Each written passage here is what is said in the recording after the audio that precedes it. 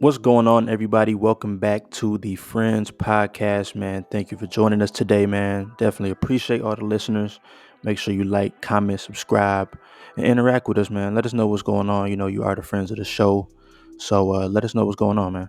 So I'll go ahead and introduce myself. My name is Matt, here with my co-host. Yeah, my name's Rod. Welcome back.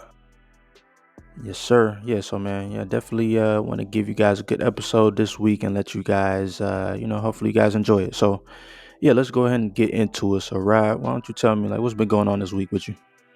So I went out to California, had a good time, relaxing, had some good food. Man, it was a good time. Did a little paint and sip. Mm-hmm. What else I do? Yeah, I was just went around to San Francisco, San Jose area, and just roaming around. Went to some wineries out there, Okay. and went out to Berkeley area. Got some nice clothes and stuff out there. So it was a good week for me. What about you? Man, first let me say, yeah, that's a good place for wine because we was talking about that E40 wine before, like Napa Valley. That's where they got the best grapes and stuff. But Hell yeah. man, for me, not much. Same old, just kicking it, chilling. I did go out last weekend. I went to like this little outdoor festival. They had some good vendors out there Dope. and stuff, and got some hot sauce from this black couple out there. Got some soap, like some face wash and shit from this black lady that was selling stuff. So, I was out here trying to support black businesses and shit like that. So that's pretty much, man, what's going on with me this week, man. But definitely ready to get into it. How is it? I ain't used the face shit yet, but the hot sauce is hot as hell. I think she said it was like some Trinidadian peppers and shit, some shit like that. But That sounds good. yeah, that shit is fire. So yeah, man, I guess we can go ahead and get into our discussion today, man. So you want to go ahead and intro that? Yeah, so this week we're going to be discussing one of the greatest musicians of this time period who's been in the game for a very long time. I know it's one of your favorites. Mm-hmm. I think he started in the game in the 2000s probably, but he started when he was a teenager in the Dungeon Family. We discussed him a bit previously, and that's Future. Future's been coming out with multiple projects. He's one of those artists who's been putting out a steady work of music over time. He hasn't stopped. I don't know if or when he's gonna stop, but he's definitely already put his name on the Raptors and the boards. He's a legend, like for sure. So what I want to discuss this week is what is the top 5 Future projects? Man, all time, like probably we talking about albums and mixtapes. Albums and mixtapes. Damn, I know that's he has a lot of work, and consistency is something that like most rappers don't really do. They'll put out one project and everybody just be like, oh man, they're a superstar. yeah, Like not a rap superstar, but they just a superstar. Like I don't know, but Future's a rap superstar. yeah, for sure. Now, do you remember like what your intro was to Future, like when you first heard him? I feel like when I first got introduced to Future, it was mainly around the college time. Like when like of course like I heard like singles and stuff growing up and all that stuff like that, but I never attached the face to the music when I first started listening to him. But when I first really got introduced to Future, did Monster come out before DS2 or did it come out afterwards? Yeah, it was before. Yeah, I feel like Monster with the producer It was and Metro, Metro Boomin. Southside. Hell yeah. So TM88 and all of them. So that was the first project that really got me excited about Future and his music and really um, dive into like the catalog and like check out like what he got going on. Yeah, for sure, What man. about you? I was about to say, man, I remember Racks. You remember when that song Racks on Racks on Racks? Hell yeah. Yeah, and that was That probably was a my first club time. banger. For sure. Even though I wasn't in the club at that time, but it definitely was probably going up in the club. But damn, man, that shit was crazy because he really stole that song from that dude. Like I don't even know that dude's name, but I don't remember that. yeah, at all. Like Future original artist. yeah, pretty much. So yeah, that was my first memory because just hearing somebody's song, like it's supposed to be this one person's song, but somebody else just kind of floated on that shit and just took that shit and made it his own. So Yeah, man. Shout out to Future. Like Ross said, that's one of my favorites. So definitely excited to get into this discussion here. I know, like when I heard you first start talking about Future, it was the Karate Chop song. Oh man, I used to love Karate Chop. I used to play that shit like every day. Yeah, I didn't really care for that record like that. I'm like, man, I don't know about Future. Like I was kind of hating on the shit for real. Like when I first heard that, I was like, I don't know about the flow. Like he was, but really, it's like he was kind of the pioneer of like how music Yeah. is today. It's just like I wasn't catching. I was like, man, that don't sound like anything like I really heard. Right. No, that's the thing, and I feel like that's kind of how I am musically. Like I don't listen to shit sometimes because I love it, but I listen to it because it's like, damn, like this is innovative, or like this is some shit like we ain't never heard anybody do like that. Oh yeah. So like that's why I really connected with that song, Karate Chop, and of course Lil Wayne. If Lil Wayne jumped on the remix, like it couldn't have been all bad. So Lil yeah, Wayne was man, killing everything at that time too.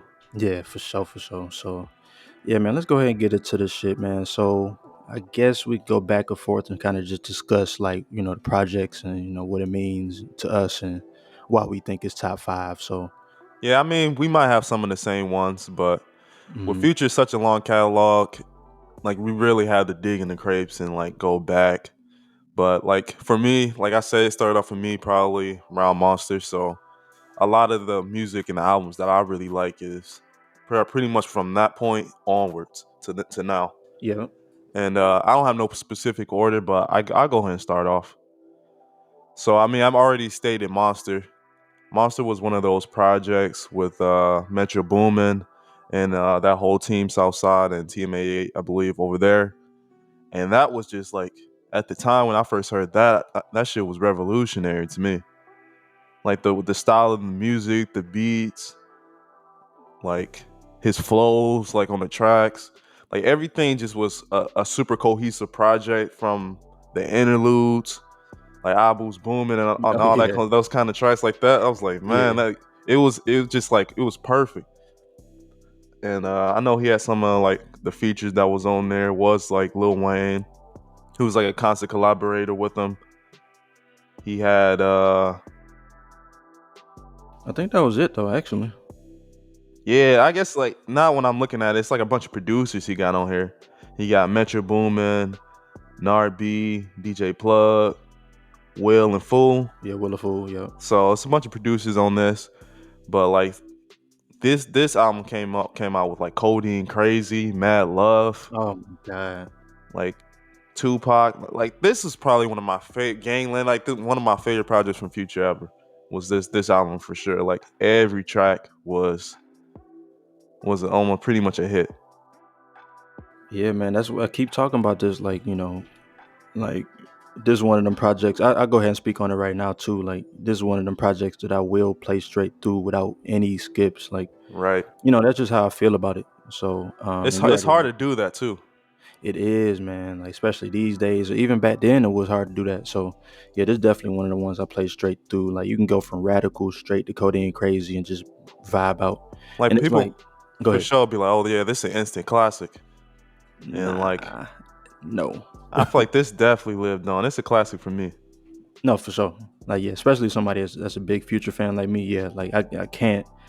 Like, man, 20 years from now, 30 years from now, I'm definitely still gonna be bumping this shit. So, and you had already touched on some of the tracks, like Radical. You said, I don't think you mentioned Throwaway though. Throwaway was so different. Like Right. how he switched it up at the end. And he was like started singing to him.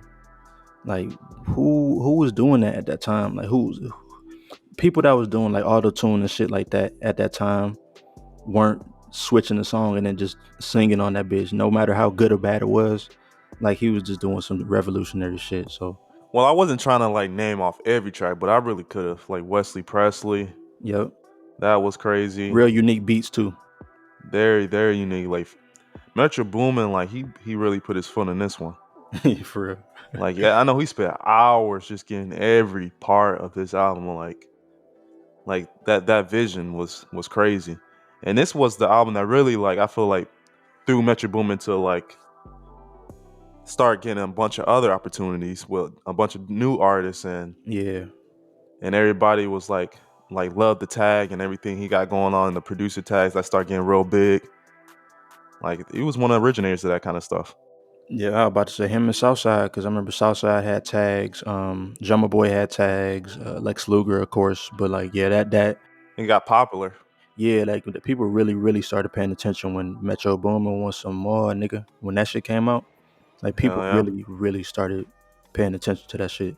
And since we talked about Karate Chop earlier, that's produced by Metro Boomin too. So that was one of them times when I heard that tag. So yeah, like it's really not too much we can, or it's really so much we can say about this tape. But shit, if you ain't never heard this shit, please go listen to this shit, man. Because I know some people out there might hate Future or feel some type of way about him. But I feel like if you listen to this shit, you might come over here and get on this boat.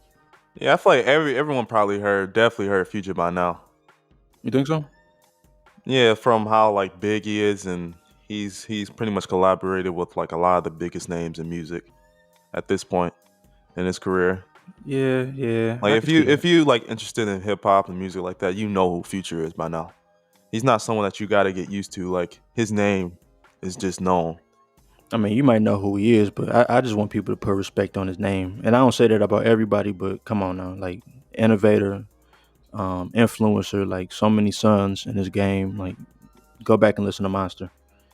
Yeah. So what was your what's one of your projects? Man, let me see. What's one of my projects? So me, like we talked about earlier, like I was on Future pretty early, like 09, 2010. So a lot of my shits are early Future projects. But just to kind of keep it current, like you keeping it, I'll say one of my top fives is Super Slimy with the one and only Young Thug, man. So this one, I feel like it had to grow on me though. Like it wasn't one of them things that connected with me early, but it really had to grow on me as I kept listening, especially because one of the songs, what is it called? Like All the Smoke. Like All the Smoke is like kind of off key. Like the way they put they auto tune versus the beat is real off key. So like that was kind of weird at first to me, and then like I don't know. I just kept listening and I just found some gems in it. So I don't know. And it was Thug and Future's first collab project. I Which I don't, feel like a lot of people wanted, like because people when people start thinking of Future, they often think of Young Thug. Like at least that's what I think. And like some of the tracks that really I remember off this project was a little while ago, but I remember Mink Flow and Group Home. mhm.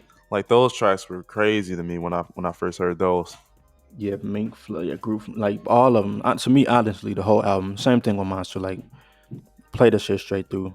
But I feel like I got a different ear for music, so other people might not feel the same way. But just in my personal opinion, Super Slimy is that one. Like three go hard, the intro go hard, cruise ship, like so many albums, so many songs on there I can name.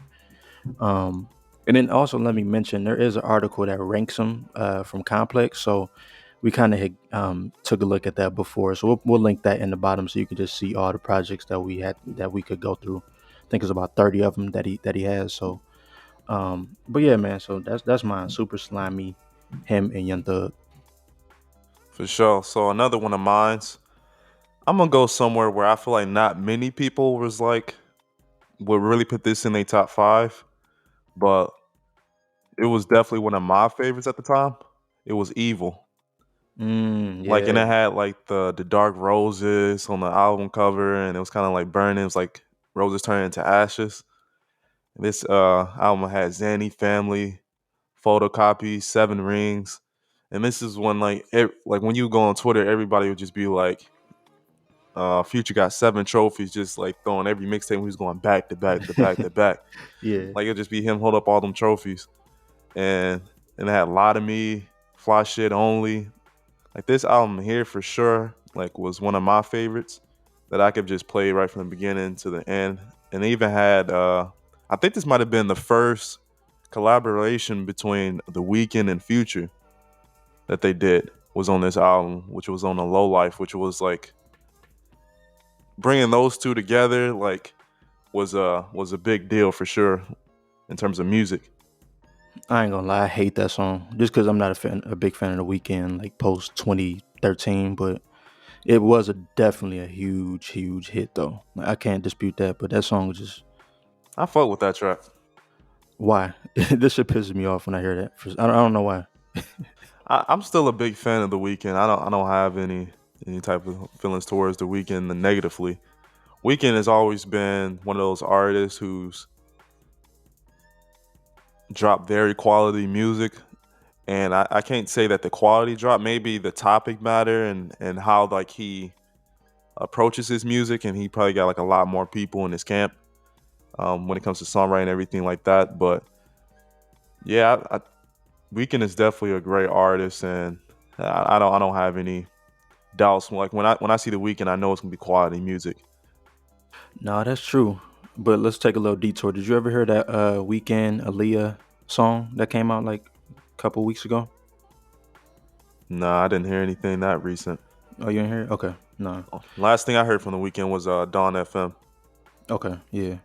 No, the reason I said that is because the song was not, it wasn't that good. Like, so, but I do agree with you. He does make quality shit. It just don't vibe with me personally. But I feel like it's also like a weird thing when artists try to get together with artists that already or have passed. So rest in peace to Aaliyah, and try to like grab vocals and try to mix it together, because it's very hard to say. Like if she was still here, like that track could have been something completely different. Most likely, it would have been. It could have been on a different level, and just trying to like put those lyrics that she didn't anticipate to be on that beat particularly, and try to like mash it together. It may not sound like the best as it could. It's very hard to do that. So I don't know many artists who do that well, unless you're talking about something like the album with Biggie, like after he passed, and but he might have already kind of created some of those songs before he passed, and they probably then didn't do too much extra to it. But yeah, that's funny that you hit the nail on the head because that was the problem with the song was that her audio just didn't sound.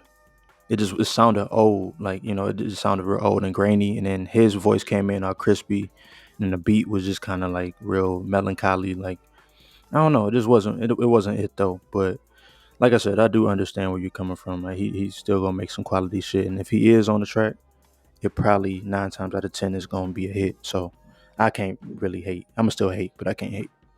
so what's another project for you? Man, for me, so I already spoke on Super Slimy. I'll say the next one I want to bring up. Uh, let me go ahead. I'll go here. Let me go here. Um, so I don't remember exactly when this project came out, but I remember there was a red cover. I want to say it was like some hands on it with like a chain. I'm talking about Beast Mode by Future, man, like Beast Mode Future. And I remember this one because this is when I think it was when DJ Esco had got locked up and they lost the hard drive. Like he lost Future's the hard drive that a lot of Future's music was on they had been recording. So This was the one with Zaytoven. yeah, that's what I was about to Okay. say. Yeah, because Zaytoven, he was like, "Damn, bro, I lost the hard drive. Like, can we make some shit and make some brand new shit?" So that's what they did. Zaytoven cooked up, might have got some old beats too, but cooked up and then made Beast Mode and dropped it shortly afterwards. So man, I just love Beast Mode. Just everything about this tape. And Zaytoven is when we talk about producers, we talking about Metro, Southside, and all them that did Monster. Like Zaytoven is the he is the trap producer. There's nobody else. I mean, unless you want to talk about 3 6 and Juicy J and DJ Paul, who's doing Memphis shit. But like Zaytoven, when we talk about Atlanta based music, like he was it. Gucci Mane, early shit, like Yeah, talk a bit more about Zaytoven. man, like what more can I say, man? So early Gucci Mane, he definitely was on some what's that song? That Dolph, one of Dolph's biggest songs, um, Preach. That was like probably his first hit. Oh right. That was Yeah. Zaytoven. So many different heaters, and Zaytoven come from.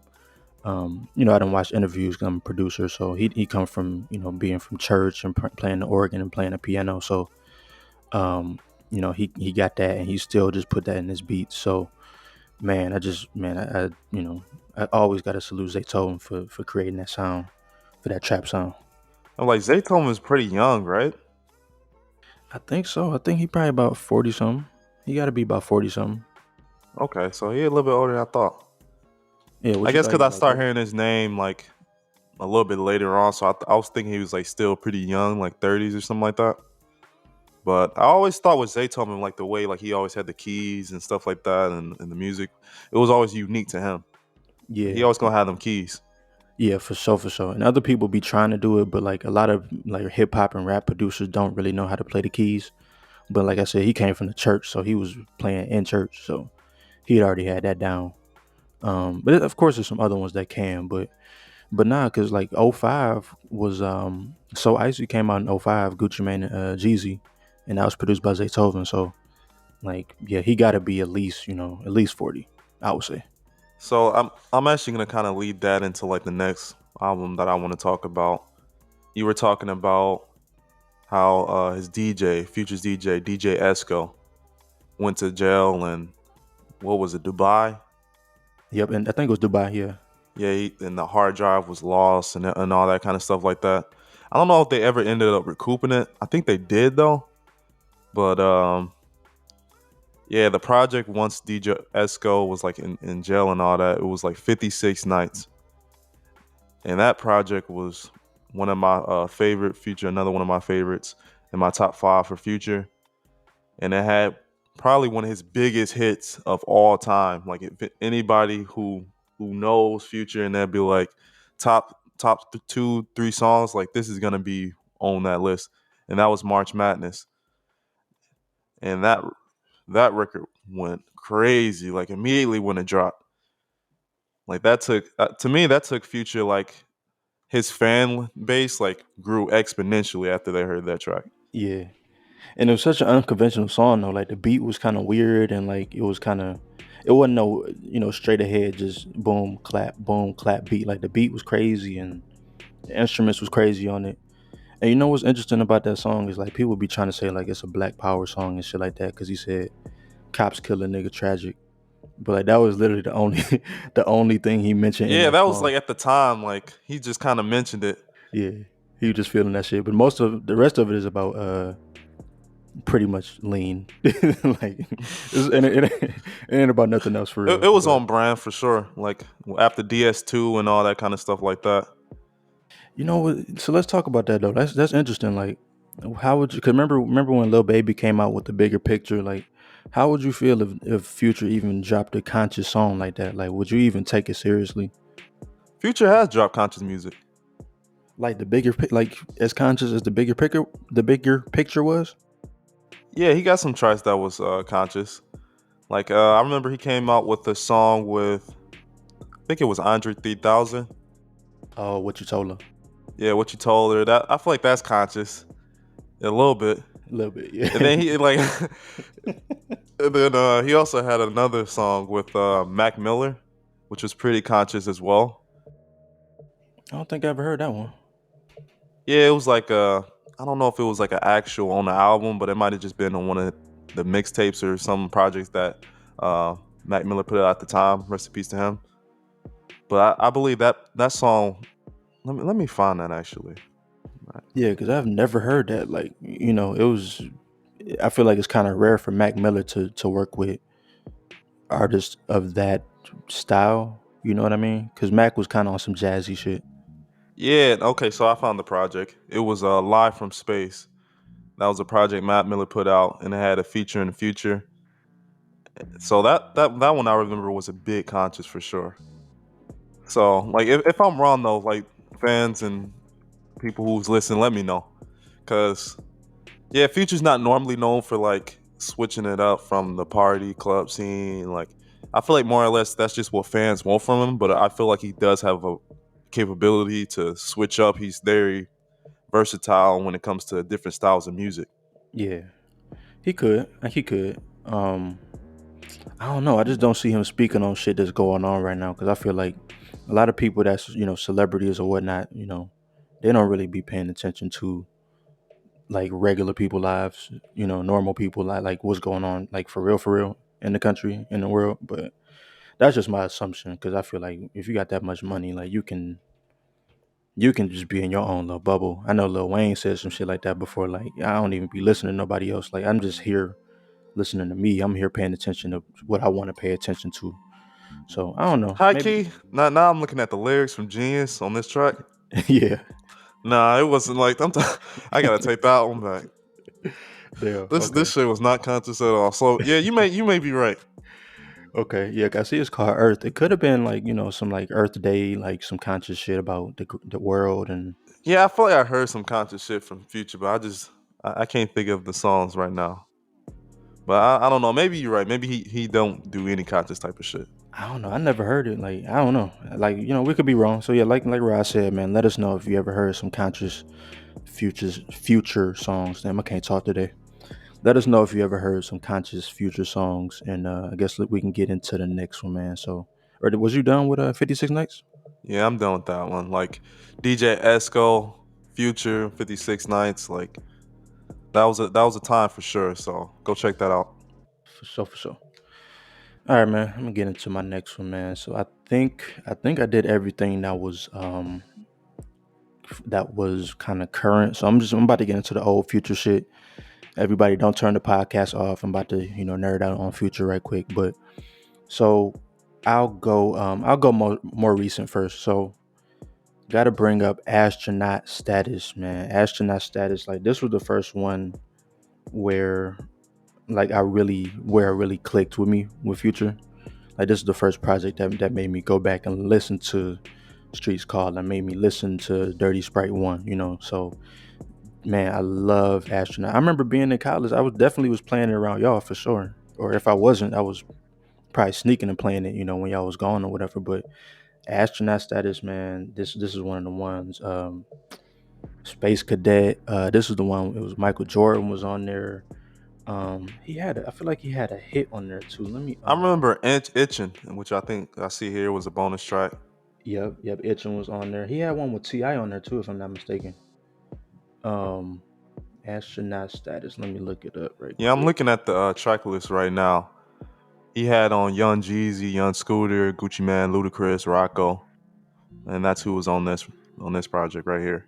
Yeah, real Atlanta-based project for sure, for sure. I think, yeah, I thought Ti was on here too, but I must be thinking about Gucci Mane. So, yeah, Gucci Mane was on Jordan Diddy.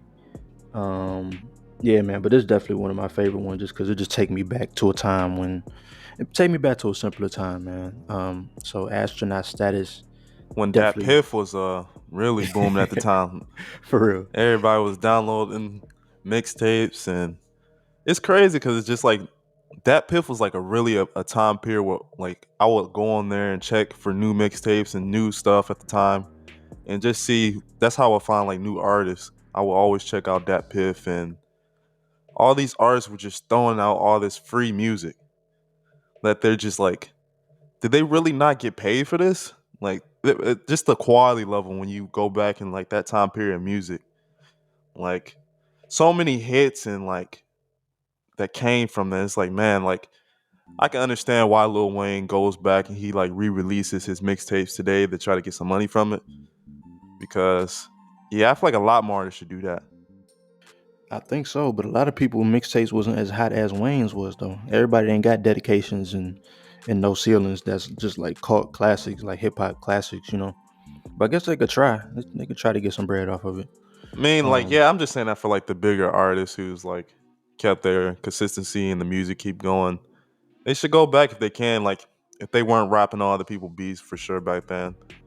But oh, yeah, that's the thing. Yeah, that's the thing. Cause mixtapes at a point was, oh, it's jacking for beats. Ice Cube back in the day did jacking for beats, and he would rap over other people's shit. Like that's kind of what mixtapes were, like in the '05 to 2015 time. So you can't just upload that shit to Spotify and expect niggas to let you rock. Like they gonna want their cut. So yeah, yeah, mixtapes today is people make entirely fresh beats, projects. Like, everything's just new. They ain't just finding some hot beat that's on the radio and just rapping over it.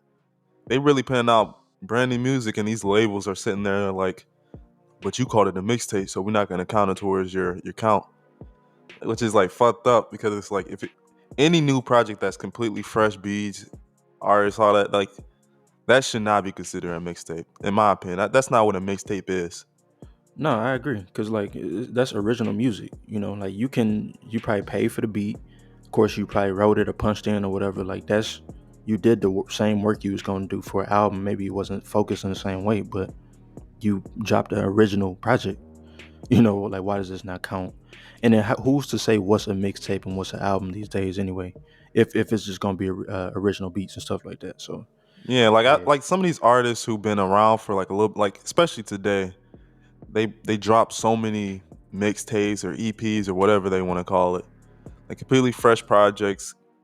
They're concepts. They all have concepts, and then when it comes down to like that one album, they'd be like, "Oh, yeah, this is my actual album. This is my debut." It's like you had three different projects, like right. like that's one of the things when I like with Chance the Rapper, like Meg the Stallion, like it'd be like I don't think Meg the Stallion I don't think she really said she dropped her debut yet, Yeah, I don't think so. and it's like you already dropped like hella projects. Like how are none of those you consider like your debut? And like that's an album to me. Like you dropped the project. Like if it didn't go well, that's just like that's the progression forward. But I guess it's a bit of a difference when it's like a major. Like I get it when they say, "Oh, this is my major debut," when they're on a big label and they're dropping something. But in terms of Chance, it's like you always claim independent. So it's just like, wow, with something like that project, you'd be like, oh, this is my debut. It's like, no, like you're independent. Like, so you say like all those projects, but 10 Day, all that, like that's all leading up in progression. Yeah. I don't know. I mean, it's just it's a weird gray area.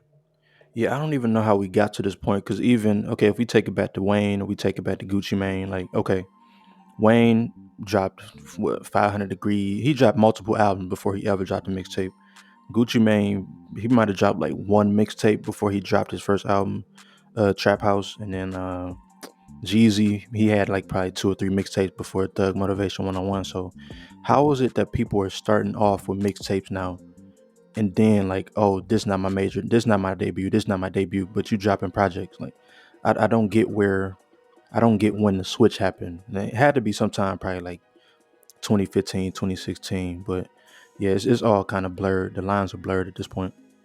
Yeah, and I don't think it necessarily is like good financially wise to I felt like that was the big shift when everyone wanted to be like, I'm not putting out no free music. I forgot what artist said that. Like I ain't putting out nothing free. Yeah. Like I feel like that was like a little bit later on, but that's when that idea of not putting out anything free, it seemed like people just start calling things projects and EPs and stuff like that, and try to like get some type of financial gain or whatever on it. If I'm not mistaken, was that it wasn't Chance the Rapper that said that, was it? Nah, Chance the Rapper put out music free. Yeah, that's what I thought. It was somebody. I know Nipsey. We talked about Nipsey before when he sold that $100 mixtape. I feel like it might have been Gucci. Was it Gucci? I Was don't it? know. Or like I don't know. It was some southern rapper I think that was like I ain't doing nothing for free or something. I don't know who said that. I do remember hearing that though. I just can't remember who it was. But yeah, man. So astronaut status. We got off on a little tangent there, but yeah, that's my that's definitely one of my top fives from Future. So go ahead and get into your next one. So my next one, it's got to be one of his more recent projects, and this one when he dropped that double album, Future and Hendrix. But I'm gonna say specifically which part or of the album I guess I want to put out on there. Hendrix album was by far my favorite project that I can do from beginning to end, and that was his more singing and I feel like more personal album. Where Future was the more club and beats and money and cash. Yeah, more trap music type shit. Yeah, but Hendrix to me was very personal. Every song was amazing, the quality. And I really feel like he could have just dropped Hendrix at that time, and then Future could have just been like a mixtape or something like that. Yeah, I mean, you That know, was my opinion, but like Future was definitely a good album though. no, yeah, it was good. It was good, but yeah, Hendrix was definitely the better side. But I mean, the reason why I don't know why he did it, but he did. I want to say he went number one on both of them. Like I don't know, I don't Yeah, think he an did. artist has ever done that before. Dropped the album back to back Fridays, and then went number one with both of them. So I don't know if he was trying to do that, but he definitely did that. But kind of speaking on what you spoke on, how he kind of was on some more R&B type shit. I'm like, did he listen to Throwaway and like the second part of Throwaway, and he kind of just took that And whole ran with it. template, whole template, and made a whole album out of it? Because before this, he wasn't really singing too much. I mean, he had that shit with Rihanna where he was singing on it for real. And some of his early shit, he was like singing for real, like maybe on Honest and shit. But yeah, I feel like he took that template and just kind of ran with it and just made a banger, like made a great album. Yeah, like every song on this project is just a catchy chorus.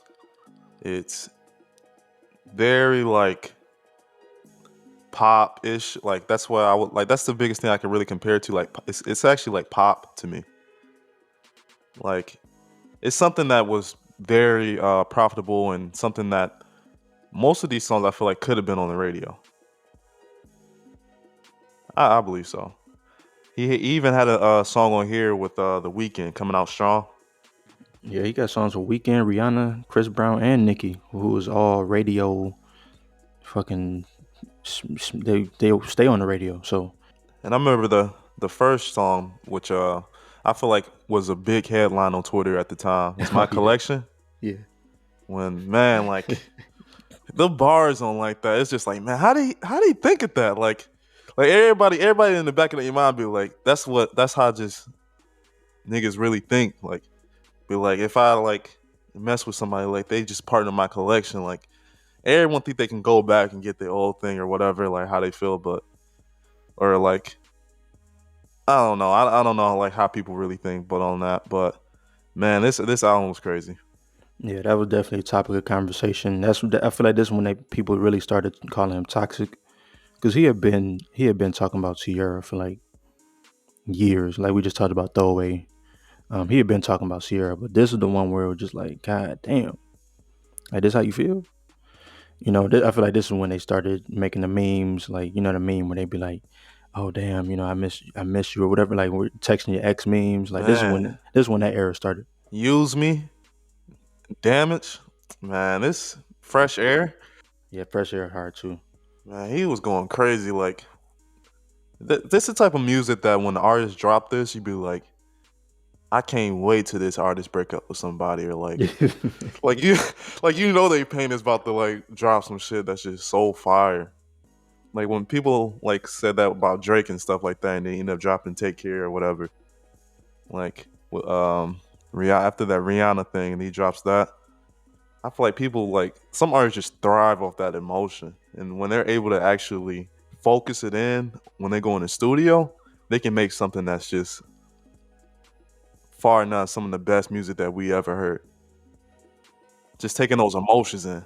Yeah, I wish it didn't have to be like that. Like I wish Pain didn't have to make great music, but it do seem like that's what it be making. Like Pain and just struggle and like drug addiction and shit like that be making some of the best sound of music.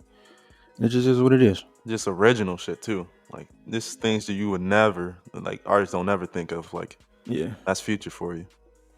Yeah, for sure, for sure. So let me go ahead and wrap it up with my last one, man. So I'm gonna take it all the way back, not all the way, because I feel like this was his like third or fourth mixtape, but this one was one of my favorites in college too, like freshman year time. It might have been before. It might have actually. I might have been still in high school when this came out, but I'm gonna go ahead and throw True Story on my top 5 future projects of all time so far, because he probably gonna come out with some more shit sometime soon that's gonna blow this out the water, but.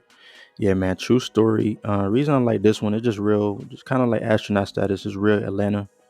I was just real into Atlanta music at the time, like Travis Porter and Rich Kids and stuff like that. So I know we have Schoolie on here from Rich Kids. He's on Free Bands Gang. We got Shorty Low was on here, Atlanta Legend. We got Young Scooter on here, of course. I The think title sound introspective. yeah, true story. Like he really talking about some shit, like for real. Oh, this the one. I think Ti was on this one because Ti was on Magic. Fishtail, not the parking lot, leave Magic. Yeah. So Ti was on here too. Tony Montana. Tony Montana was it was an interesting but good song. Rocco was on here, of course. A1 free bands type shit. So yeah, man, this was definitely one of my favorites. At least a decade ago, I used to play all the time. When I don't know why, but when you said True Story, I was just thinking of the Kevin Hart Netflix special with Wesley Snipes. Man, that little mini series was fire. I didn't see that. When did that come out? That came out not too long ago. It was November, like something like so. That was like about 4 or 5 months ago. That little like 8 episode series is one of those series where Kevin Hart got actually serious and got out of the role of just comedy. I don't want to go and ruin the story, but y'all got to go check out Kevin Hart True Story. I know it was #1 on Netflix at the time. Like Wesley Snipes came back, he killed it. Like as he played Kevin Hart's brother, and like I haven't seen Wesley Snipes in a minute, and I know everybody be talking about like his tax shit from back in the day and everything like that. He played Blade, but yeah, this made me want to see more of Wesley Snipes in future roles. So go check out True Story by Kevin Hart and listen to that Future mixtape too that you're talking about. Yeah, True Story. Go if you're really a Future fan, you never heard True Story. Go listen to that and just see the progression from then to now. But man, speaking on that, I guess we can get off rail right quick. So that True Story, like, so you saying is true? Like, is like true? Or you saying it's like like a so it's like a reality show or like what is it? Like, is So the Kevin Hart special, right? yeah. So yeah, the series is like it's about like Kevin Hart kind of playing like a celebrity role, and it's kind of like his brother and people around him are trying to take advantage of him and get some of his money. Oh damn. And then like I kind of preface it like in the beginning. That's kind of how it goes, where his brother is still back home and kind of stuff like that. Like Kevin Hart like loves everyone and all that. They ended up going out. There was this girl that ended up dying in the room, and then it kind of led to this long series of what do we do and things like that. But I don't want to like destroy the story. I don't want to be a big spoiler to everyone. Yeah. But go check it out. For sure, yeah, man. Definitely wanna log into Netflix and check that one out. So Yeah, it's a quick little series. You can finish it in like a day or two. Like it's just that good. okay, for sure. All right, go ahead and wrap it up with your last one. All right, so this is the one that I feel like everyone's been probably waiting on from the point where I said future best albums, and they knew it was coming, and that's DS2. DS2 was the project that catapulted Future to stardom and reaching #1 on the Billboard, and where everybody was anticipating what's next and what's next until the point that he is today. This one project here, it had Drake on this album, and like he really just he had tracks like Stick Talk, Thought It Was a Drought, Groupies, Free Code, Rotation, Slave Master. Man, like the Percocet stripper joint, like Know the Meaning. Really, Know the Meaning is introspective. It is. It is. Like now that looking at this, like Know the Meaning was probably one of his like real introspective tracks. And Fuck Up Commons, Real Sisters. Like every track on this was a hit, and people was playing this back to back to back, and it's all people talked about like for a while, like probably for the rest of the year. People was like, this album really should have won a Grammy. There was no album that was better than this that year. Okay, now let me put you on the spot. Then, what's the best song, or what do you feel like is the best song on this album? The best song on this album, I feel like for me, it's gonna be probably different than most people, but like the song that I like consistently go back to, just more or less because of the beat. I don't know who really made the beat and everything like that, and just like how it vibes and like how it plays in the car, like when you just riding that night, you throw this on, the Percocet and stripper joint, like it's just like the beat and everything, just the way that shit is just different. So that was produced by G Capo, Jake One, and Southside. So now that beat is different. Like that whistle sound that's in that beat is just so. It's I don't know what it is about that song, but man, that shit is so hard. Yeah, that's like that gotta be like a southern hit, like classic. Like For me, I'm gonna say, man, it's so many good songs on here that I love, but I would have to say Stick Talk. Like I don't know why, but anytime I think about DS2, I think about Stick Talk. I just feel like it's the energy behind it. The beat was crazy, like real catchy, crazy. I think that was like the biggest one that could have been a hit. Um, that was one off, of the biggest hits for sure.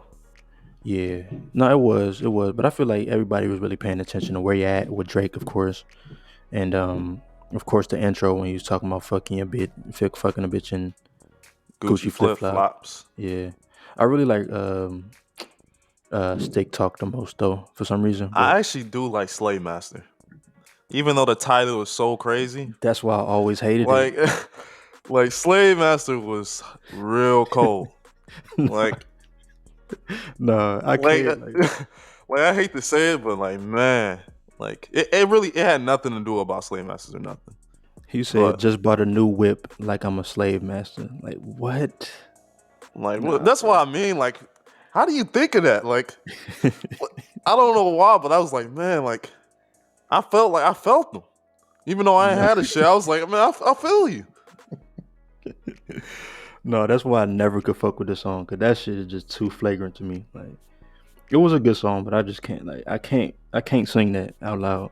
I mean, he was like, long live ASAP Yams, long live ASAP Yams. Like, it's just like at the time, I was like, that's what ASAP Yams would want for real. Like, that's the type of song that was just like embodiment of Yams, and I feel like that's one of the things that he was saying. And man, that was a great record. Yeah, man. Whole album just pretty classic, man. So yeah, man. So we done talked about the albums and our top five, in our opinion. So go ahead and let us know like what y'all think of it. Y'all, I'm sure y'all probably got some other shit on that y'all want to put on here, like Future, like he talked about, or like what was the one he just dropped? I didn't even mention the one with him and Uzi. I actually really like the one with him and Uzi too. Pluto versus Baby Pluto, but Yeah, he had High Off Life. He also had the project with Juice World. I hated it. Yeah, I didn't really care for that one, but Yes, it didn't sound, for some reason it just sounded like it didn't sound inspired at all. I feel like they were just high as fuck.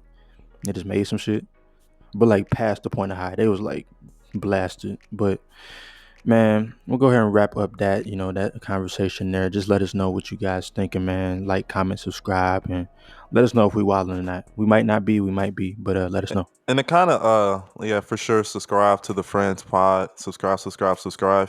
And it kind of lead off of what we were just talking about. Like, he would just seem like high as fuck and like blow like when they label. Because I really agree with you. Did the Future made drug rap popular?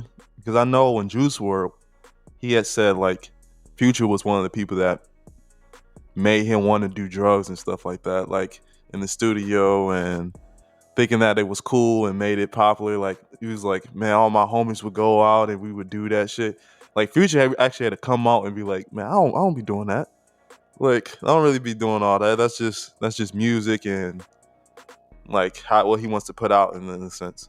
Which was cap though. I feel like that was definitely a lie because he definitely released music after that that sounded like he was like you can tell when somebody's high, like high.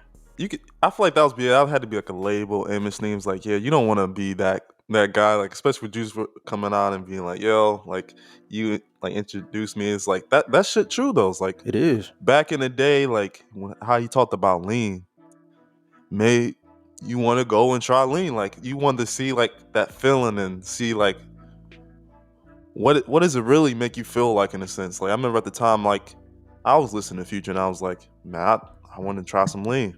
I was about to bring it up. Hell yeah.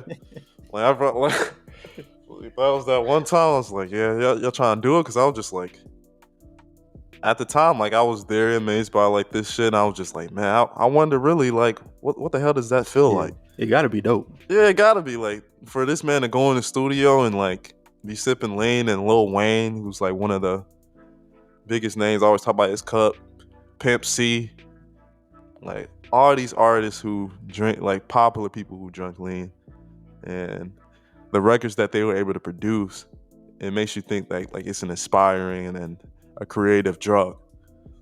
Yeah, they make it sound cool. They make it sound like it's something that you can really function off of. But I feel like you got to be like kind of addicted to it to be like probably a functioning person. But nah, yeah, like you said, like you know what I'm saying. I definitely tried it a couple times. I never really. I feel like I felt it one time, but the only time I felt it was when it was like in a blunt or like I think we put it in a joint or something. And I was in a party. I was slumped on the couch, just like everybody was partying around me. I was just sitting on the couch. I was just on the couch. Ain't no telling who was probably fucked on that couch the day before. I was just on that bitch. But Man, to answer your question, man, I think we got to make a distinction. Like, there's two different types of rap. Well, I categorize it in two different types. Like, it's drug dealers and drug users, right? So, if we talk about the future make drug user rap popular, possibly. But then you just mentioned Lil Wayne, right? So Lil Wayne was like you said, he was talking about don't worry about what's in my cup, me and my drink. He definitely was. Gucci with the lean belly. Yep, for sure, for sure. Yeah, Gucci Mane too. Yeah, but I feel like Gucci Mane didn't talk about it as much as Lil Wayne did, or as Future did, because, and that's the thing. Like Lil Wayne was really popping. Like, to be honest, like 2012 was probably like the end of Lil Wayne, like huge popularity, and that's when Future was just starting to become popular. So I guess you can say, yeah, for the newer generation, I guess Future did, you know, popularize, using lean and using drugs. Yeah, Zans and all that. Like Zanny family. Like I remember the first time I tried a Zan. It was kind of a similar story, really. Where I took that and I was just like, I was gone the entire night, just slumped. And like, I remember our homie at the time, or he said like he did it. There was like a party going around. He was just like, I remember like when I woke up the morning, I was like, we had a party here, and I was just like, what? I had no idea of any party, anything that went on. I was completely like in shock that there was a party that night. I was like, what? Like I had no idea. Like I was gone. but that shit's scary though to me. Like I don't never want to be in that Yeah. position. I didn't remember nothing. That's the crazy thing about it. And I want to say the same person you talking about. I want to say he fell asleep on the couch on a different occasion. Let me stop telling on people. But anyway, yeah, man, Future definitely did that. How do you feel? You feel like he did? Yeah, I feel like Future was definitely a very like, and I feel the same way how Juice WRLD talked about it, where he influenced you and made it seem cool, like the drug use and the music that was even made after the use and the creativeness that was able to come out from it, because it made popular someone like the Juice WRLD. Like Juice WRLD started like some of his biggest hits that came out was it's all about drug abuse and addiction, and how like you could tell like he's very influenced, and Future was one of his favorites. They made that project and everything together with Young Thug and stuff like that as well. Mm-hmm. Like it definitely was he had something to do with it for sure. Yeah, and I guess it kind of speaks to people just being impressionable, like the message that we put out to people. Yeah, I mean that's kids though. Yeah, that's true. Because I think Juice WRLD was 20 when he died. So when he said that shit, he was probably like 17 or 18 when he said, "Future made me wanna," or it might have been before that because he was probably like 11 to 12 when Future was popping. So yeah, it's really kids being impressionable. Yeah, like for sure I know Snoop Dogg and Wiz and all of them make you wanna probably roll up because in their vlogs like Wiz Khalifa was real big on vlogs and videos, Yeah, and day to day. yeah, that shit was huge. Like, and really, Wiz was one of the pioneers of that video thing and Facts. showing his life, like throughout his music and what he's doing day to day. It's something that he even still does today, Yeah. and really even more popularized weed and stuff. Besides like Snoop and of course all the other rappers do talk about weed and shit now, but Yeah, he was one of the first ones. Him and Currency, man. Him and Spitter was, they yeah, was on that. But I feel like more. I don't know. They both did, but I feel like Wiz was the one that was like really pushing the issue. Like, yo, I'm gonna smoke this weed. I'm gonna smoke this joint, and y'all not gonna say shit to me. I'm gonna be high everywhere I go. Like that's the type of shit. Exactly, and that's what he was saying on the records too. So For sure, for sure. So yeah, so that's interesting, man. Because I remember Wiz used to I listened to Wiz before I smoked weed, and I remember getting to college and I started smoking, and like he was definitely that big inspiration. So is there a problem? So let's kind of turn it this way. Like, is that a problem? Do you think that people should watch what they say on these records when they know kids is impressionable and listening? personally, I don't think the artist should do that because it's their art and they did make these big hits and that's what made their career. And if that's what people like, people are gonna find it anyways. At least that's my point of view on it. Like, yeah, that may make you want like listen to that song and stuff like that, but if you want to do it, like you got to go out and find it yourself. Like it's not something that they're putting in your hand. So it is something like some self accountability to it, and yeah, and I do want to like still like I still want that music, like Yeah, hearing about the drug abuse and like the weed smoking, like that's some of my like favorite music. So like I don't want to not have that music with Snoop and Gin and Juice, all that kind of stuff like that. Like I I want to still hear that music, and I want that music to the music lives on forever, and like everyone knows that stuff from when they was younger to today. So it's just the longevity, and that's some of the best music that we got. So like I don't want that to die. yeah, man. I definitely agree with you, and I think I can't remember what rapper said this. I want to say Jeezy, but don't quote me on that. But no, it definitely wasn't Jeezy. But he said, why is the music raising the kids as opposed to the parents? Like so. I feel like a lot of it fall on parents, and I ain't got no kids, but I feel like why are artists getting blamed for making music for adults that kids get a hold of and they get influenced by it? Like it's not their fault. I mean, that's not necessarily true. Like they're not artists ain't intentionally going out there making music for adults. They make people that's around their age and almost kind of like today. I mean, they've been doing this. Where it'd be like, is or hip hop the reason that all these killings and they be talking about drill music? Like they're trying to like I know in New York and the mayor Eric Adams or whatever was talking about drill music possibly being the reason why kids are out here killing each other and stuff like that, and they try to make that the reason why. But they've been trying to say hip hop and rap music is what called people to go out there and be gang bangers and stuff like that. And it's just like I just don't believe that to be true. Yeah, I feel you on that. I feel like it's one of the things that we'll never know. It's circumstances. Like it's not the music in my opinion. Like it's just it's what they where they live at. Like I don't want to say that music is the big part of that. Like it's a lot of artists that like be like I don't really listen to music like that anyway. Like Lil Baby, he Yeah, used to talk about like I ain't really like cared for hip hop music and stuff like that, but he was still in the hood doing stuff. Like it wasn't music wasn't the reason why like he was doing it. It was just his circumstances and what he had to go through and what he was doing. yeah, and that's a good point. That's a good point, man. Yeah. So I guess to wrap that up, I mean, shit, man. Artists, if you listening, keep making what the fuck you make. Don't worry about who's influenced or whoever listening, man. Just keep making what you want to make, making shit that's true to you. And no, people trying to try to tear down rap and hip hop, like rock and all that shit, and be doing and talking about Same shit. what they've been doing to women and all like it's just nasty stuff that's been going on in rock music for so many years.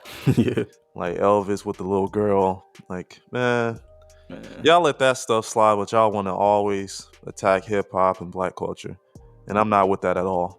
Now So yeah, that's a deeper conversation. Now, if this pod was the black power pod, nah, but nah, yeah, man. So let's wrap that up there. So so make sure you guys go subscribe the Friends Podcast. Subscribe. Check us out on all our channels. We're gonna put all the information down at the bottom. So let's go ahead and lead on to our next topic. So the next topic is about streaming services and which ones do we have? And I know this kind of we're gonna lead this into a bit of a bigger discussion because Kanye started talking about how streaming services is making artists a slave to the music industry, even more so than before with the 360 deals and all that kind of stuff that artists been saying all these years about them not getting a percentage of their masters and things of that nature. So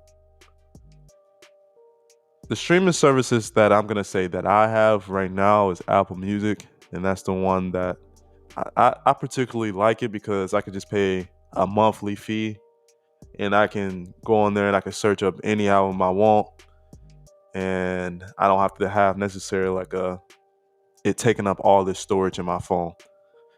So I feel like that was a bit of a difference before when I had like a bunch of albums and stuff, and I would download all these mixtapes and things like that nature and stuff like that. And it would just take up so much storage, and people have these MP3 players. Like you really have to have a separate device for all the music you download. So I feel like streaming services really helped in that nature. So yeah, personally, like as a consumer, I like it, but I can understand from the artist perspective how they don't like it. What about you? Yeah, nah, that's true. Just because I was trying to find an article that shows like the splits or like the revenue per stream. I haven't been able to find it yet, but I know T-Pain talked about they got cents. yeah, it's like it's percentage of cents. Like it's like 0.0000 cents or whatever. But for me personally, I've been rocking with Spotify since I think 2011, and so that's just been my one. I've tried Apple Music, I've tried Tidal, I've tried, of course, SoundCloud. I've been on SoundCloud for a while too, but SoundCloud just kind of, I don't know. I feel like it's not for that. Like I feel like that's not for listening to what's new and what's current. Like it don't have like as wide of a catalog as a Spotify or Apple Music. So for me, I gotta say Spotify, and Spotify is, I want to say, the most has the most subscribers as well. Yeah, I believe so.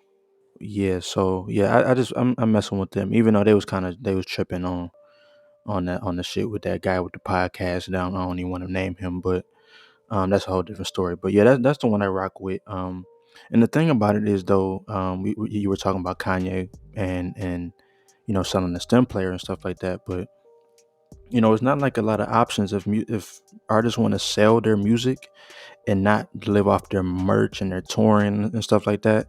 The only option that they have is to put their stuff up on streaming and get them pennies for real. And that's really all they can do because we're not buying physicals anymore. Records aren't pressed like that anymore. We definitely not fucking with cassettes. So, I mean, that's really the only option unless you want to take the Kanye route. Yeah, people are really just not even buying like physicals of music and things of that nature. And yeah, I mean, people ain't even really listening to the radio like that. Like people are just like putting on their phone and playing playlists and stuff like that. Yeah. Pandora used to be huge too. Like when I was in high school, like I definitely used to use Pandora a little bit.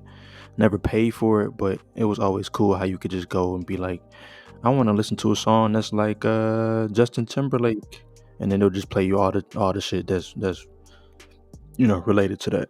Yeah, streaming service really took advantage of that because a lot of people don't want to go like because so much music comes out so quick these days. It's not like you're really expecting one artist to come out this weekend. It's like it's multiple artists that are coming out like every week, multiple albums, and it's for the average music listener and stuff like that. They're not on every album and every artist like so much. So No, those it's playlists and impossible. things, yeah, it's like it's real helpful in terms of just like having somebody just pick out a song for you. It's just like listen to the radio, like how it used to be. Just like you hear someone on the Right. radio, they'd be like, "Oh yeah, I really like that song," and that's just how people hear it. Unfortunately, like for the artists, it's yeah. I mean, like you just gotta. I feel like they gotta take advantage of their core fans, which is what they're probably already doing. Sell the merch. A lot of artists just seem to be putting their stuff in packages with clothing and in merchandising, and it's Yeah. like artists could focus more like in the beginning. I feel like releasing it on their own website or something like that, and have like physical copies before they release it on the streaming services. Of course, maybe that might maybe be an issue with like first week sales and how it appears, but it might be end up being more profitable that way if you sell it yourself and then put it on the DSPs a little bit later for your real true fans. You know? Yeah, it's possible because the labels they gonna get most of they get everything pretty much depending on what your deal look like, but the label's gonna get a big percentage of stuff. So if you could find a way to get like you said, make a package or some type of shit like that, Yeah. that's probably for the best. But Find something to get your core fans for like something like that. Like have them to have the access first, and majority of the time, like your real fans is gonna buy something. I know I buy stuff for artists all the time. Like I still buy physicals and vinyls and things of that nature, and clothing from artists that I support. So it, the thing that pissed me off is a lot of people don't even be trying to press vinyls at all. But I guess everything ain't for vinyls though. Like you can't really listen to no trap music on a vinyl for real. And I like a lot of that shit. But now you spoke I want about DS2 on the vinyl, but I mean maybe I know I will.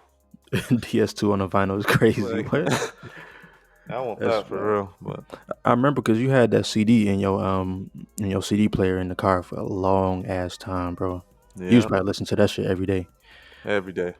But you had spoke about playlist like a couple minutes ago. So do you even like when you open up Apple Music, like do you even go to like the playlists that's generated by like like the I don't know what they call it on Apple, but like you said the ones that's like the radio these days. Like do you even go to those playlists? I don't personally, because I'm a real big music avid listener and lover. So I kind of I rotate my own songs to do all that. I don't let someone else curate because I'm consistently always checking on what's new and stuff like that. But I know for other people that my other peers and stuff like that, like yeah, they just go to playlists and they just listen to what's on there. If they don't hear it, it must like where they go out or if someone don't hear it in the car or somewhere like and someone don't play it for them, it's like they most likely they're just not gonna hear it unless they're invested in the artist. So that's just the name of the game. That is true, and I think you put it in a good way that I never thought of. Like, yeah, that's the playlist probably for people that don't like that listen used to listen to the radio and don't really be researching. They just want to listen to what's hot, or maybe find some new shit. But Yeah, they're not that invested. They don't care like that. They just want to know the hot songs and or like a dude, got a girl in the car for the first time. He like, oh, let me just throw on this playlist, or you know what I mean, like type of shit like that, where it's kind of universal. I feel like that's what those types of playlists are for. Is like for a universal, like okay, everybody can probably vibe with something on here. exactly. Like I know for sure when like at night or whenever like you can put on and be like, oh, I want an R&B little 90s thing. And you could just be like play your 90s R&B or 2000 R&B or something like that or if you want to listen to some soul afro like neo soul kind of music and stuff like that, be like play this and like sometimes like I'll listen to that like if I'm trying to because Yeah. I'm not necessarily all on them type of artists, so I'll say play some neo soul type music so I can kind of get a few more artists to listen to if I'm in that kind of mood. Right, and especially like these days when R&B, like yeah, R&B is still alive and well, but we don't really be hearing about a lot of new R&B and neo soul artists. So yeah, you sometimes you got to check the playlist and be like, oh, that's new, she new. Yeah, Like you had told me about, damn, I wish I remember her name, but she had that song, Tempest. Sorry to say, like I never would have heard that if you wouldn't have told me. It's probably somewhere on the playlist, but that's how we got to find R&B and um, neo soul and anything that's not rap these days. yeah, for sure. Because yeah, like I'll list definitely like I'll check out a song on there in that playlist, and if I see an artist, then I'll start doing my research and start looking into their catalog and check out their newest project. And yeah, that's kind of how I listen to some. I find like new R&B and things of that nature, Yeah, man. and I'm sure a lot of people probably do the same. Oh yeah, for sure. So I guess let's talk about Kanye, man. He been wilding for like the past Has he been 15 wilding? years. Yeah, he need to leave He that. hasn't Leave her wildin'. He alone, ain't bro. wildin'. Leave her alone, bro. That's my opinion. I'm That's like, his leave her wife. alone. I ain't telling nobody, no man to leave his wife alone. She don't want that nigga no more. That's still She his wife, Nah, she moved on, big dog.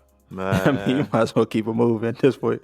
You know, I don't know. She if that's the case, like, man, you go ahead and put them papers through and all that before you start doing all that dating and stuff like that. And no, with that's true. if you're gonna be sitting up there with Skeet on the No, get out of here, on the Ski. gram and all that, like, come on now.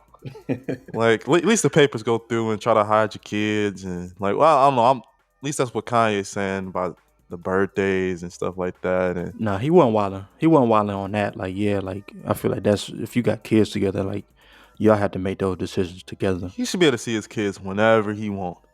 for sure. Like, don't put a timing on like when I can see my kids. Like, you know what they're doing. They just sit in the house, they in the crib, like just with each other. Like, I just want to go see my kids.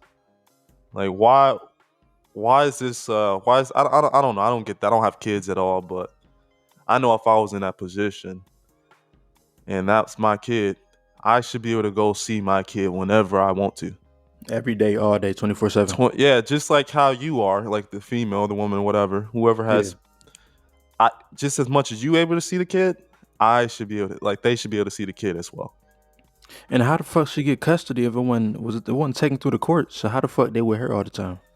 Nah, it's just like, from what I've heard from friends and stuff who have kids and stuff, it's just the court systems they're skewed towards women. So Oh yeah, yeah.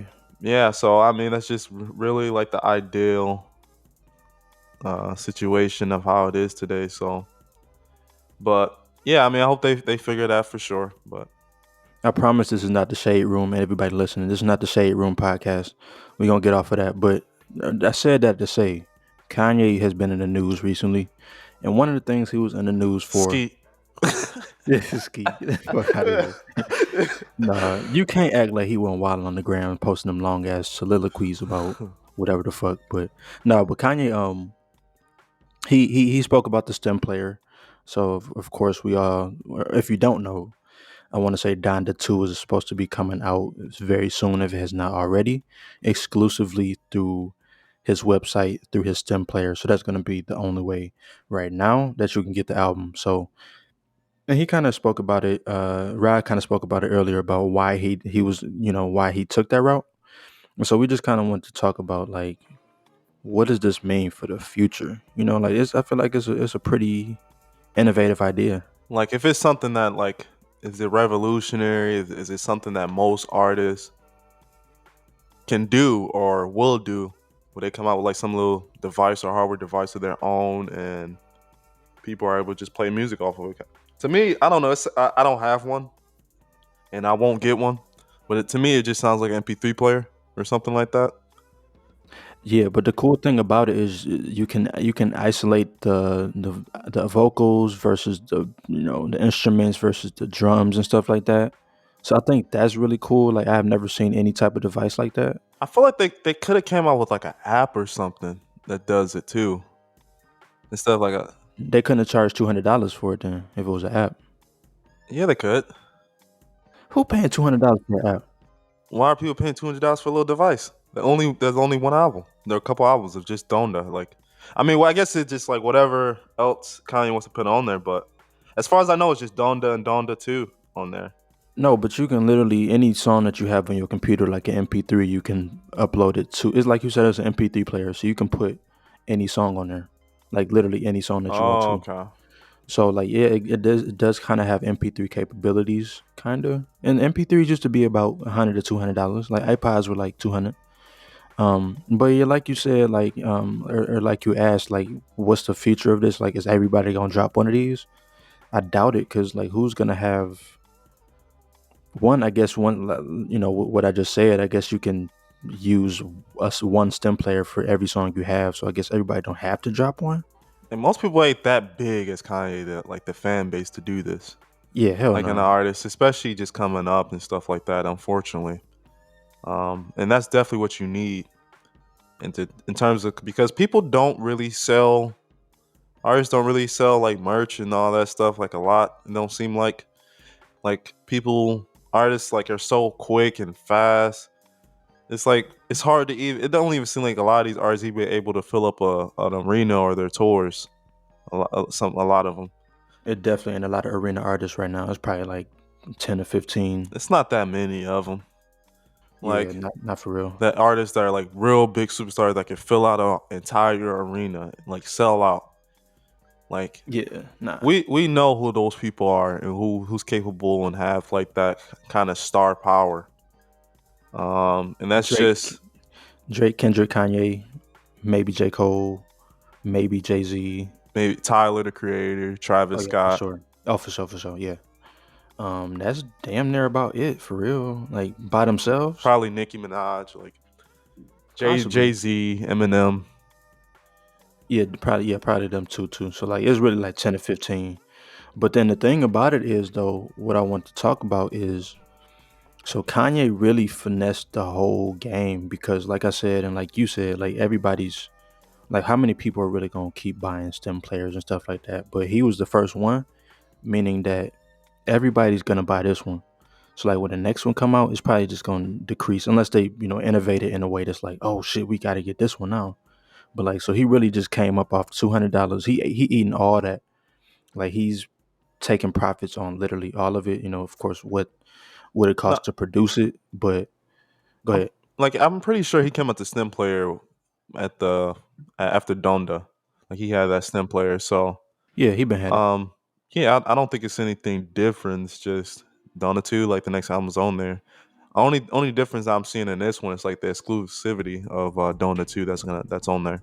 Exactly. That's the thing. He's the first one. Yeah, he dropped it before, but he now you can only get his album, which people are anticipating on the stem player. So it's like, damn. So he really cornered the market. So even if somebody even try to drop one, it's not gonna come off the same way. And the thing is, like, also, I just wonder why. I don't know the business dealings and all that kind of stuff. And I wish we can really ask someone. Like, when Jay Z came out with Tidal, the whole idea was to get more money to the artists. And he had all them artists, like the top in the game, come on stage with him and said, "We're gonna be getting so much more money," which is true. Tidal is the that pays the artist the most I out, believe so. Yeah. but still, um, it's not majority artist base. So I don't know why there isn't like any type of label or anything like that that like majority pays the artist, because I guess they're trying to run a business and it just will like the business probably will go under if it was to mainly do the artist, but I'm not sure exactly. I mean, there's a website. What is it called? Bandcamp.com, where I think they take like a way smaller percentage for like every album sale. So like a lot of artists still like a lot of indie and artists that aren't signed to labels. They use Bandcamp because that's what you can put your shit up on there. You can eat all that cost. All that profit.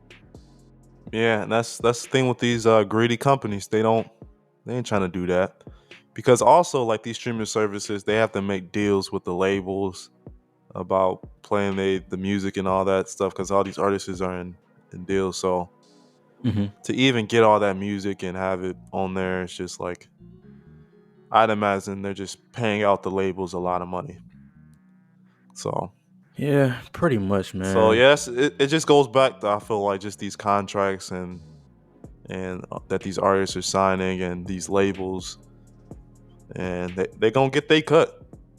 Oh, for sure. I mean, they So wouldn't sign them if they wouldn't sign them if they didn't think they couldn't get money off of them. yeah, it's like they give you giving these artists these small advances that they take, because I mean, right now, like at that point when they sign them, it just be a dream. Yeah, pretty much. But so I just put up this Medium article. So Medium is like you can really write anything and publish anything on here. So don't take this as for a fact. But according to this, Amazon Unlimited has $10.96 per thousand streams. YouTube Red has 9.90 per thousand streams, and Title's all the way at 6.85 per thousand streams. So they definitely one of the most because Spotify is 229 per thousand. So Title's definitely one of the most. YouTube Red and Amazon Unlimited. So I mean, like I said, go if if you're listening, you're independent, go to Bandcamp, drop your shit on there, get you a following, and That's how you can really make the money. Hell yeah. So, all right, let's go and head into our game. Y'all probably familiar with this if you listen to some of our past episodes, and that's love and hate. We back at it again. So the way this game goes, me and Matt, we both pick out 3 albums randomly, and we decide if we love it or hate it. And if you don't really like every single track on there, like majority pretty much, then it's hate. Like you gotta love the project. Like not just a couple one-offs, like you gotta love the entire project. So let's get right into it. Ain't no in between. There ain't no in between in this. So love and hate. Here we go. The first one, What a Time to Be Alive with Future and Drake. Man, off top, shit. What a time I to be can't even alive. say I can't say I love every song off this album. I don't even think I like half the songs. Love every half the songs on this album. So I gotta automatically say hate. I don't think this was one of Future's or Drake's finest moments. Honestly, like it was. I feel like it was good at the time, just because It was a moment. it was definitely a moment. I think maybe Future and Drake collaborated one time on one song before that. They were both the biggest at the time. Yeah, they was both, because that was 2015. So we just talked about Monster. We talked about DS2. yeah, DS2 was that 2015, 2016. Anyway, it was around that time. So there are some great songs on here though. My favorite, definitely Plastic Bag. Plastic Bag, something about that song is just different. Especially on that tape, like it was just one of the more different songs on there, and I really vibe with it. But overall, definitely got to say hate. Okay, that's fair. Live from the Gutter probably was one of my songs that I really enjoyed on this one. Diamonds Dancing, Oh yeah, what I yep. remember. Jersey, Yeah, Jersey was good too. Digital Dash. So I mean, I like a good Damn. amount of these tracks. It was a short and sweet project. Yeah. So I mean that's how you feel about it. So I mean, we'll move on. You said hate. I yeah, I ain't gonna lie though. You just read off them songs. I'm like, damn.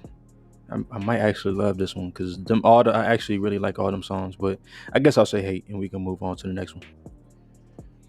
So for you, I have "Take Care" by Drake. Love or hate? Take Care. This is the classic that everyone like his most popular album where he's on the front contemplating life after Rihanna, like just down bad, bro. Like just Down down and bad. bad. 2011. Yeah. This came out what? That's like over 10 years ago now. Yeah. And I remember at the time, like 2011, like that's pretty much like the beginning of college for me. Yeah. And when I remember turning this album on. I was like, Drake, let's see. And that first track, Over My Dead Body, came on. And I was like, man, this guy right here, he's special. Like, I was like, man, like some songs that when you listen to it, you just get goosebumps. Yeah. And this album right here, I gotta say, I love it. This was definitely his best album. There's so many. You can play this album from start to finish. The features, everything on this project is really good. His flips, even with practice, was good. Underground Kings with the Oh, I love that U2K. one. Yeah. Um, Nicki Minaj, Make Me Proud. Fire. Yeah, this Marvin's Room, Cruel. Yeah, this album was super. This is his best album to me. Like when I think of Drake, And don't forget to mention the Kendrick Lamar, the big feature the interlude. from Kendrick Lamar. That was a lot of people's intro to him. So yeah, like I love that album. And a good Andre 3000 verse, a really good Andre 3000 verse. Hell yeah. Yep. So that's my favorite Drake album too. So you say love on that one? I gotta say love on this one. Okay, I respect it. I'm gonna move on to my next one for you. And this artist here, I think he has a lot to come for sure. And I'm excited for a new album. I feel like I haven't heard an album from him in a minute, and I'm really waiting on it. Like for a rap fan, like real hip hop bars, lyrics, and that's JID's DiCaprio 2. How you feel about it? Um, man, I really, really, really like JID, and I feel like a lot of people don't, just because he's not more popular than I feel like he should be. But this album here specifically, looking at the track list and just to keep it 1,000, like I really do like this album, but I can't say I love it. There is some songs on here that I do not fuck with at all. Um, but a lot of them I really, really, really do. Like I could definitely still listen to these, and this came out in 2018. Yeah, 2018. So I could definitely still listen to a lot of these songs, and it wouldn't sound too dated. But all of them, like I don't remember liking the one with ASAP Ferg. I don't think I like the one with Black and LMA.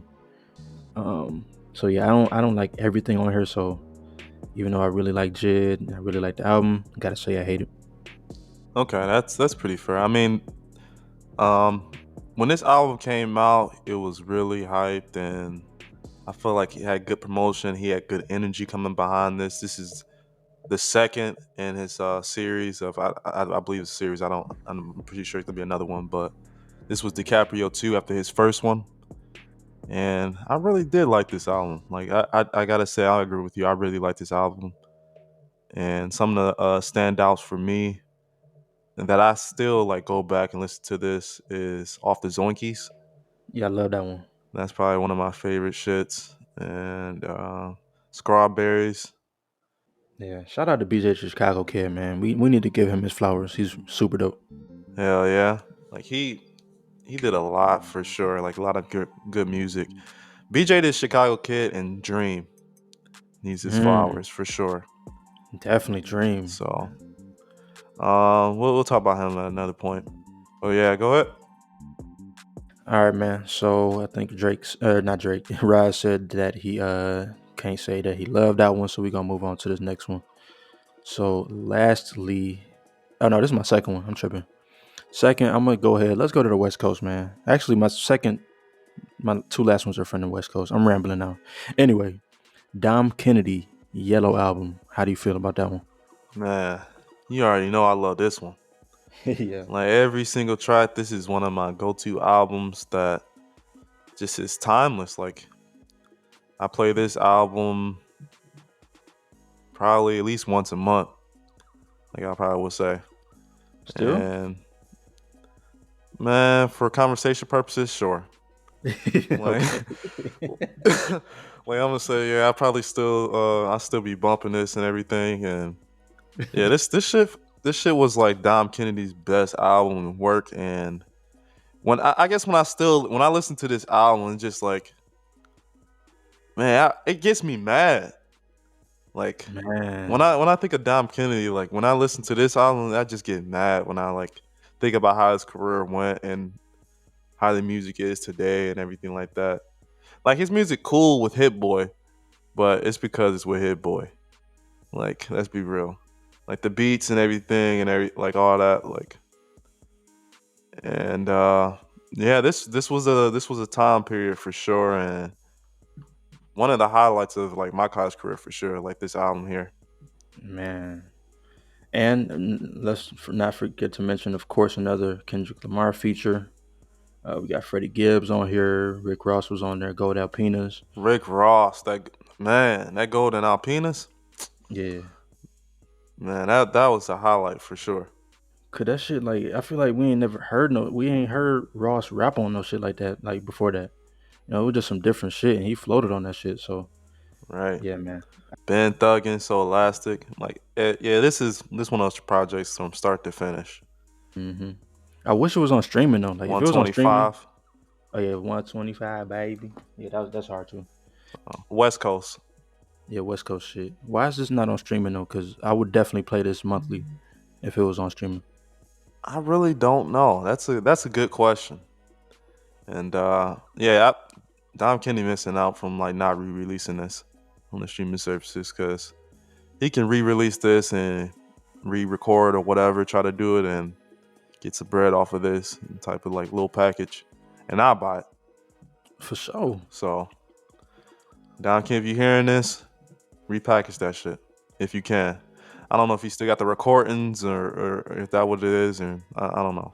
So Yeah, put it on vinyl, man. That would be dope. I would definitely listen to this on vinyl. hell yeah.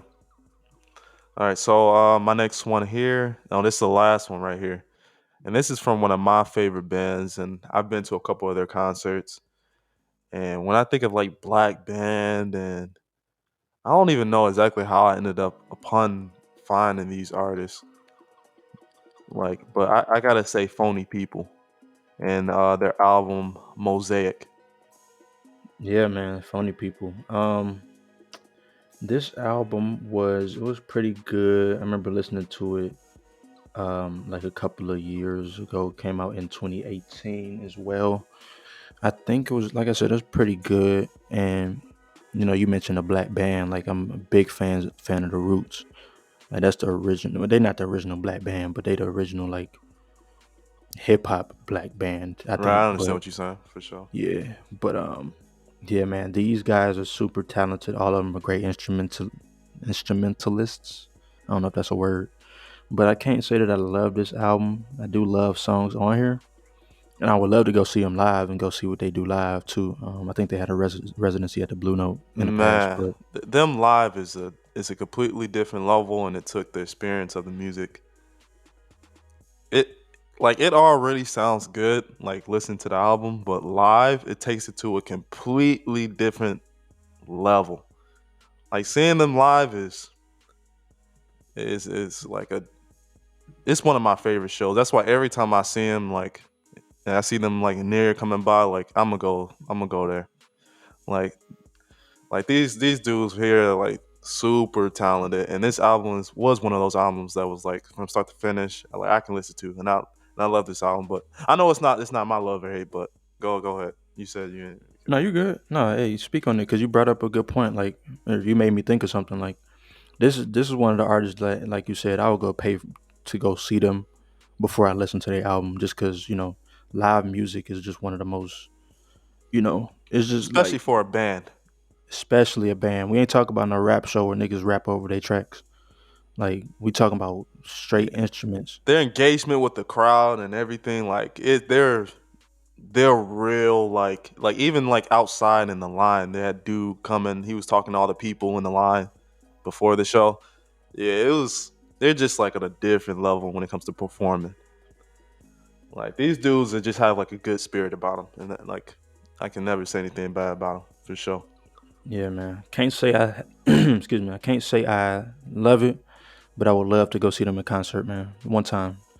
A little quick fun fact. I really heard about Phony People like, I don't know if it was like 08, 09. Like, it was definitely like over a decade ago. Cause they used to be on YouTube with this rapper named Dime a Dozen, who's from, I think he's from New York. So if you can go on there and see some shit with him and LB3 back in like, a decade ago, and you're really a music fan, go look that shit up and tell me what you think. So let me go ahead and wrap this shit up, man. So my last album, like I said, I'm over in Cali right now, so I'm going to go with The Internet Ego Death. Another one that's I mean this is a black band as well that I would like to go see like live at some point. Because I know they probably be playing at festivals and all that, and yeah, this is one of my favorite albums of all time if I was to make a list. So yeah, I gotta say I love this album. Yeah. It's a simple one for this one. I feel like if you ever heard this album, like, you really fuck with it. Like you just gotta listen. Like that's the same way I feel about Phony People. Like go listen to Mosaic, and when I talk about Ego Death, that's from the internet. You just go listen. Tame Impala, um, Currents, go just go and check it out. Yeah, man. Yeah, I think we both agree on this one. Definitely love this one. This is when Steve Lacy came into the band. I think he's a guitar player. I think that's when he started because they did have albums before this. But yeah, this one is so fire. Tyler was on here. Catcher Not a Beat. James, one of my favorites, James Fauntleroy, was on here. Um, Incredible album. Yeah, go check that shit out. Man, make sure you let if you want to hear about some more new albums that we be talking about, this is a good way. This game meant for us to introduce you to some of the albums that we enjoy and want you to go check out. Even if we say we hate, we still may like the album, but part of the game is it's only love and hate. So that's what it is. Yeah, man. Ain't no in between. But also, while you speaking on it, like, let us know what you think we should post on the gram, man. Like, should we post like music, like all music related shit? Should we post, what should we post? Some shit to get you guys engaged because we definitely want to interact with y'all and bring you into the Friends podcast atmosphere for sure. So Right. let us know what you guys think we should post and definitely interact with us when we do. So with that being said, let's get into the highlights. Go ahead, Rod. All right. So I go ahead and talk about the highlights here that I got to wrap this on up. He just came out with a project this past weekend. I've talked about him previously, probably a few times out here. So, and I went to go check out this show. It's from the Griselda camp, Conway the Machine. He just finally released his Shady debut, God Don't Make Mistakes, and the album is really sounding personal, and I got to keep listening to it for real. It just dropped not too long ago, so to have a better opinion of how I want to rank it and how like I'm really have it in rotation. But yeah, there's a few tracks on there that I'm really just enjoying and everything right now, and I'm rocking and vibing with it. So yeah, go check out God Don't Make Mistakes by Conway the Machine. And also, your favorite hero or your favorite villain, whichever way you think about him, Snowfall is back. Franklin Saint. Oh shit. So man, this man is about to go crazy this season. I feel like I ain't trying to spoil nothing, but they dropped some episodes out, so I know fans and people probably on that, and it's probably all over the Instagrams and Twitters and TikToks, whatever you on. So yeah, go check out Snowfall. Yeah, I forgot that shit was coming back too. As you said, they dropped multiple episodes already. Yeah, it's a couple out. Damn. That's how they Yeah. yeah, they started off dropping a couple. Okay. Yeah, I've been waiting for that one. I don't even know what the fuck else could even happen in this show. This shit is already done blowing my mind. But let me get off of that before we get into Yeah. some spoilers and So shit. shows True Story and Snowfall. If you got some time, go check that shit out. Yeah, man, get y'all subscriptions up, man. But yeah, let me go ahead and do my highlight. I'm gonna keep it local once again. So let me highlight a restaurant I talked about. I went to a festival last week. I had got some Nigerian oxtails. The motherfuckers was kind of pricey though. It was about 20 bones, but That's how much it was. oxtails be these days. I know that's the thing, man. Inflation, the motherfucker though, man. Cause I remember paying like probably like 14, 15, like a couple years ago. But yeah, they was pretty good. They was decent. Um, and it was a nice spice to them and everything like that. They filled my plate up. They had the plantains on there and everything. So if you are in the Detroit area, check out Fork in Nigeria. That's on 7 in Livernois. Pretty sure they open damn near every day. So if you're looking for some good Nigerian food, go try them out, man. And that's also a good area just to try some different like restaurants and stores and shit. 7 in Livernois. So go fuck with them. And from there, shit, we really done with it. So let's go ahead and wrap it up then. All right, bet. Let's go ahead and wrap this up. For sure. So this has been the Friends Podcast, man. Don't forget like, comment, subscribe, all that, and interact with us. And Yep, we yep. definitely appreciate you for listening today and always, man. Thank you and peace out. All right, peace. Subscribe.